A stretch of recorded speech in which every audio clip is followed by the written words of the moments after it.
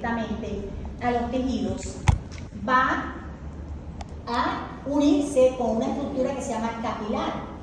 El capilar tiene una importancia grandísima, a pesar de que histológicamente posee una sola capa histológica, solamente tiene capa íntima.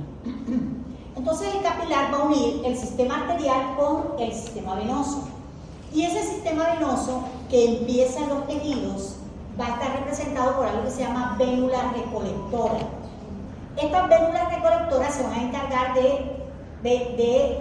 digamos, recoger todos esos desechos a nivel de los tejidos, y esas vénulas recolectoras, a medida que salen del tejido y comienzan a acercarse al corazón, ganan calibre. Entonces se convertirán en venas de pequeño tamaño, de mediano tamaño, hasta llegar a la aurícula derecha. ¿Con qué nombre? El nombre de venas cavas, ¿verdad? ¿Qué tipo de sangre transporta las venas cavas? Pasan de la aurícula derecha al ventrículo derecho. De ahí sale un gran vaso venoso que se llama ¿cómo? ¿Cómo se llama el vaso que sale del ventrículo derecho? ¿Vena o arteria? Arteria pulmonar. Bien. Esa arteria pulmonar es la única arteria de la economía corporal que transporta sangre desoxigenada. Va a los pulmones ¿a qué? A cargar oxígeno. Ese oxígeno que lo vamos a obtener a través del intercambio de gases, ¿verdad? Cuando nosotros respiramos, el aire que entra, ¿verdad?, durante la inspiración viene cargado con oxígeno. Y cuando expiramos, eliminamos el CO2, ¿verdad?, que a través de ese intercambio de gases en el tabique interalveolar, ¿verdad?, nos entrega CO2, y ese CO2 debe salir con la expiración. Listo, cargó oxígeno. Se dirige nuevamente al corazón, a la aurícula izquierda. ¿Con qué nombre llega acá? Venas pulmonares. Son las únicas venas de la economía corporal que transportan sangre oxigenada.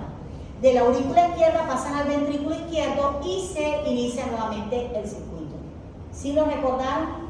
Porque no les voy a decir que se los estoy enseñando, porque esto lo debemos saber todo. Así como no sabemos los nombres de nosotros, esto no lo debemos saber así, tal cual. Porque esto es algo sencillo que como médico lo debemos saber manejar. Bien. Entonces, aquí está la representación de estos tres vasos, que son los que realmente están conformando ese sistema vascular. Tenemos la vena, ay, esto que le pasó, ¿por qué no?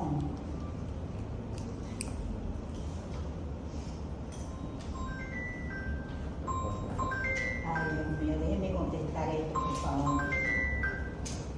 Hola. Tienen 3 capas histológicas y las arterias tienen 5, les dije, ¿verdad? ¿Cuáles son las capas histológicas? Vamos a nombrar la de las arterias para decirles cuáles no tienen las venas. Las arterias tienen de adentro hacia afuera íntima, media, adventicia. Entre la íntima y la media tiene elástica interna. Entre la media y la adventicia tiene elástica externa. ¿Cuáles no tiene la vena? La vena tiene íntima, media y adventicia y no posee las elásticas, ¿sí? Es decir, que la diferencia histológica entre venas y arterias son las elásticas, ¿sí? Porque las venas no tienen elástica. Bien. Y hay algo importante en cuanto a las venas, es que las venas de los miembros inferiores tienen unas válvulas, ¿sí? Que eso no lo tienen el resto de las venas de la economía corporal. Esas válvulas sirven para ayudar al retorno venoso, porque el retorno venoso se hace ¿qué? ¿En contra de qué? De la gravedad. Entonces tenemos que tener esas válvulas para ayudar a que la sangre no se regrese, ¿verdad? Bien. Y miren aquí los capilares, a pesar de que los capilares cumplen una función importantísima como puente de comunicación entre los vasos venosos y arteriales, el capilar histológicamente nada más tiene una capa histológica que es la íntima. Bien, entonces, si nosotros queremos ver la diferencia histológica entre una arteria y una vena, aquí tenemos la arteria, miren las 5 capas, ¿verdad? Esto que se ve en color como vino tinto es la íntima, y la que está en color verde menta también, porque es el epitelio o endotelio y el tejido conectivo subendotelial de color verde menta. La amarillita delgadita es la elástica interna, la roja gruesa es la capa media, la otra amarillita delgadita es la elástica externa y por último la adventicia, ¿sí? Así se ve histológicamente una arteria. La arteria tiene una característica especial y es que la luz de la arteria no se colapsa. La luz de la arteria siempre está redonda. ¿Por qué? Por la presión que tiene el vaso arterial, ¿sí? Y hay algo importante y que de pronto algunos textos lo mencionan en la adventicia. Miren, todo esto que ustedes ven en azul hasta acá es adventicia, que está un poco rota. La adventicia en las arterias es muy prominente. ¿Qué pasa en las venas? En las venas, a medida que la vena pierde calibre, se desaparece la adventicia hasta desaparecer.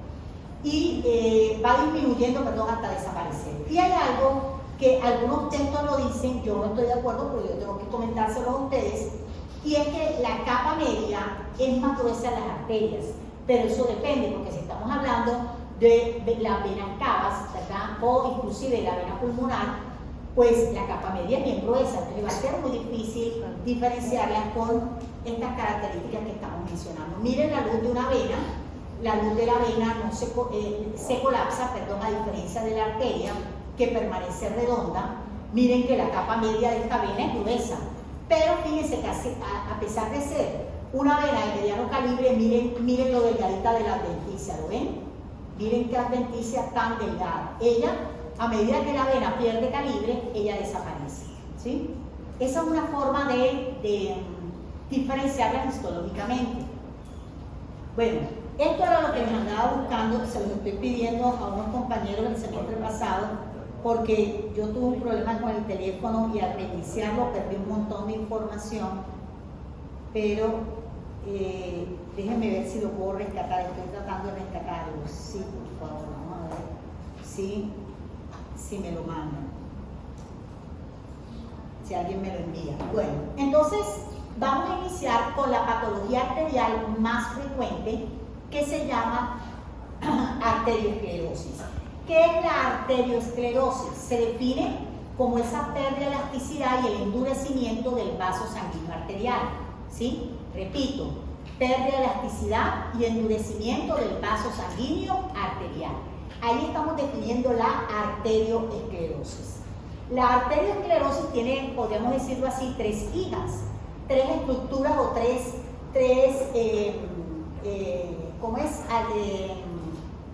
entidades hijas, que son cuáles. Estas tres que están acá, que son la arterioesclerosis, la esclerosis calcificada de la media y la arterioloesclerosis. ¿Quién me dice qué tienen en común estos tres nombres?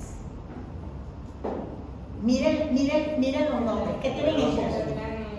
La palabra esclerosis. ¿Qué quiere decir la palabra esclerosis? Fibrosis severa.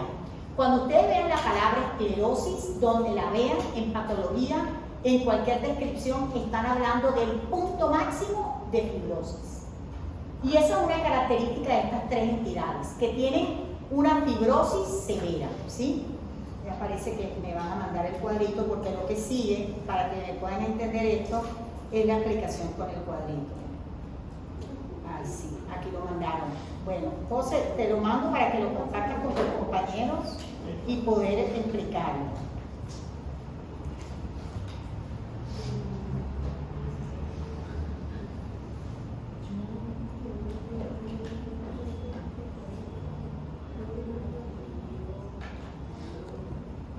Entonces, cuando lo veamos ubicado en la capa media de ese vaso sanguíneo arterial, le vamos a denominar arterioloesclerosis hialina. ¿Qué pasa con la hiperplásica? En la hiperplásica lo que vamos a observar es un fenómeno adaptativo que se llama ¿cómo? Hiperplasia. ¿Se acuerdan lo que es la hiperplasia? ¿Se lo vieron en cuarto semestre de patología? Es el aumento en el número o en el tamaño. En el número de los componentes, hagan silencio por favor, de la capa media del vaso sanguíneo. Entonces, en la arterioloesclerosis hiperplásica lo que vamos a tener es un aumento en el número de los elementos que componen la capa media del vaso sanguíneo. Entonces le vamos a denominar arterioloesclerosis hiperplásica. ¿Queda claro? ¿Hay preguntas hasta acá? Pasamos a la segunda característica, que habla del calibre del vaso. ¿Por qué es importante saber el calibre del vaso? Pues es importante porque de acuerdo al vaso afectado o al calibre afectado, así serán las enfermedades que se producen. Por ejemplo, ¿qué vasos afectan la aterosclerosis? Vasos de gran calibre. Ejemplo, coronarias, cerebrales, la aorta y la pulmonar. ¿Sí?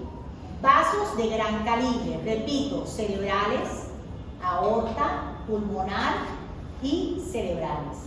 Todos los vasos que nutren al corazón pueden verse afectados por la aterosclerosis. Calibre del vaso que se ve afectado en la esclerosis calcificada de la media. Vasos de mediano calibre. Vasos de mediano calibre. ¿Cuáles son esos vasos o ejemplos de vasos de mediano calibre? Tenemos un ejemplo en la temporal, que por supuesto corre por la zona temporal. Los vasos uterinos y los vasos esplénicos, es decir, los que van al órgano vaso, ¿sí? Repito, vasos esplénicos, uterinos y la temporal, ¿sí? Y el calibre del vaso que afecta la arterioloesclerosis, tanto hialina como hiperplásica, son vasos de pequeño calibre, es decir, arteriolas, ¿sí? Bueno. Edad y sexo de presentación. Edad y sexo de presentación. La aterosclerosis es una enfermedad crónica que se forma con el pasar de los años, pero que va a tener una manifestación por encima de los 50 años o más. Es decir, cuando el paciente llega a los 50 años o 55 años, el paciente puede tener una manifestación clínica. ¿Y esa manifestación clínica de qué dependerá? Dependerá del compromiso de la luz del vaso sanguíneo. Lo dijimos al inicio, esta patología se ubica en qué capa histológica, en la íntima, ¿se acuerdan? Él va a crecer de la íntima hacia la luz.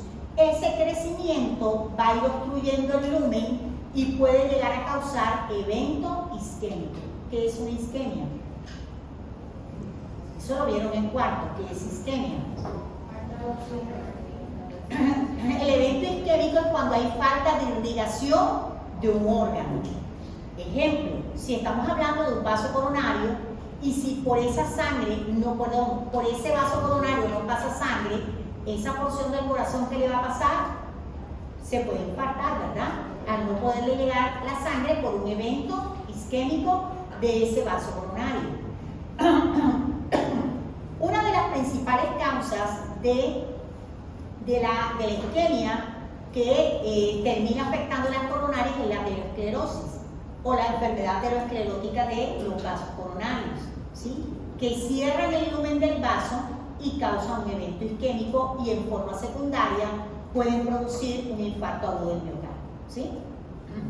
Entonces, la edad de presentación no es que esta enfermedad aparezca a los 55 años, no. Lo que ocurre es que la aterosclerosis comienza a formarse, ¿verdad? Comienza a crecer y a medida que va creciendo va a ir obstruyendo el vaso. Cuando el paciente llega a los 50, 55 años de edad, probablemente el vaso está obstruido y ahí es cuando comienza a tener cuadros clínicos. Porque la literatura habla de que cuando el vaso sanguíneo se obstruye en un 75% o más de la luz, comienza a haber característica clínica o cuadro clínico. El paciente comienza a tener dolor precordial por el mismo evento isquémico. Bien, esta enfermedad aterosclerótica es una enfermedad que afecta más el sexo masculino. ¿Qué pasa con el sexo femenino? Pues el sexo femenino tiene una ateroprotección.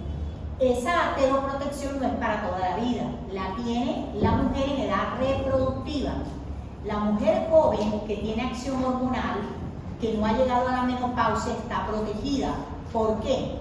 Porque recordemos que para la síntesis de estrógeno, ¿qué se necesita? ¿Cuáles son los elementos que se necesitan para sintetizar estrógeno? Las grasas, jóvenes. Todas las grasas de la economía corporal se toman y tomando todas esas grasas, la mujer puede tener producción de estrógeno, ¿verdad? O síntesis estrogénica.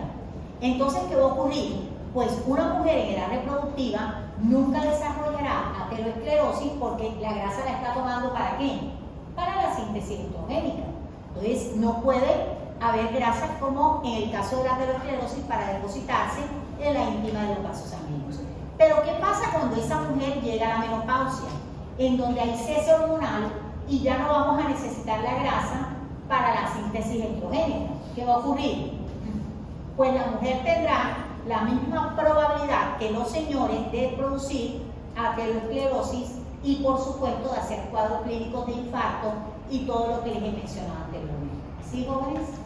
Entonces la ateroprotección es cuando la mujer está en edad reproductiva, mujer joven que tiene producción de hormonas y que estas hormonas son tomadas para la grasa, es tomada para la síntesis en especial de los estrógenos.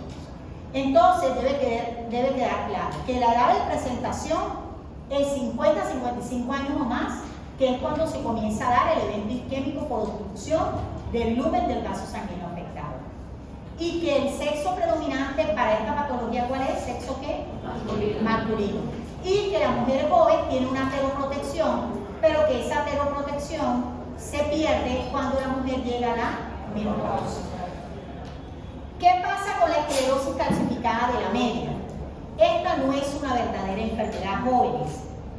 Esta es considerada una característica de envejecimiento del vaso sanguíneo arterial. Se presenta en adultos, ¿sí?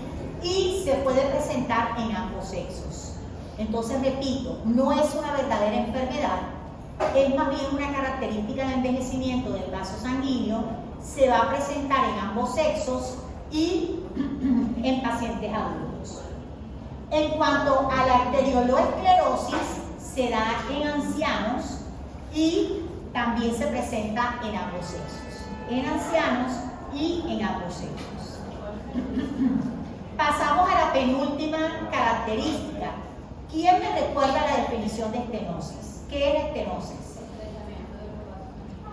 Entonces se habla de estenosis, que esto no es una característica exclusiva de los vasos sanguíneos. Yo puedo tener estenosis y lo vamos a ver cuando lleguemos al digestivo. Entonces, la estenosis es cuando se estrecha el lumen de una estructura tubular. En este caso estamos hablando de los vasos sanguíneos, ¿verdad? Entonces, ¿qué ocurre? Al estrecharse el lumen, ¿qué va a ocurrir? Un evento isquémico que ya lo habíamos comentado. ¿Es importante la estenosis? Claro que sí, porque esa estenosis va a llevar al evento isquémico. De estas tres patologías o entidades hijas, ¿cuáles producen estenosis? Pues la ateroesclerosis y la arterioloesclerosis con sus dos variedades, hialina e hiperplásica. ¿Qué ocurre con la esclerosis calcificada de la media? No produce estenosis. Recuerden que no es una verdadera entidad, no es una verdadera enfermedad. Y la última característica, tenemos enfermedades asociadas. En cuanto a las enfermedades asociadas, tenemos en el caso de la ateroesclerosis, como sabemos que esto se presenta en pacientes que van a afectarse los vasos coronarios, los vasos cerebrales. Las enfermedades que se ven relacionadas son el infarto agudo del miocardio, que ahí está descrito como un IAM, infarto agudo del miocardio, cuando se ven afectados los vasos coronarios, o los denominados ACV o SB, que son los accidentes o enfermedades cerebrovasculares, cuando se ven afectados los vasos cerebrales. ¿Queda claro? Son las enfermedades asociadas para la ateroesclerosis. ¿Qué pasa con la esclerosis calcificada de la media? No tiene enfermedades asociadas, porque recuerden que ella no es una verdadera entidad. Y con respecto a la arteriolesclerosis en sus dos variedades, se va a relacionar con la diabetes y la hipertensión arterial. Diabetes e hipertensión arterial. Jóvenes, ¿hay alguna pregunta con respecto al cuadrito o a la explicación que les he hecho acá?